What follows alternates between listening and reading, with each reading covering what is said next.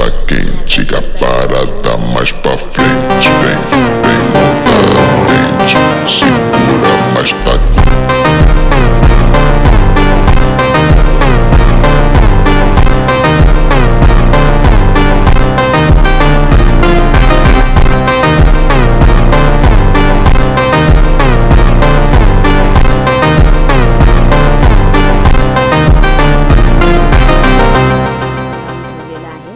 एक 10 मिनटं मी याला असं झाकण लावून ठेवणार आहे.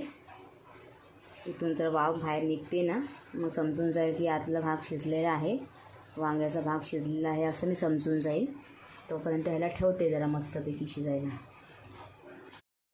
वांगी परतून घेतलेली आहे. थोडी थोडी वांगी आता शिजलेली आहे.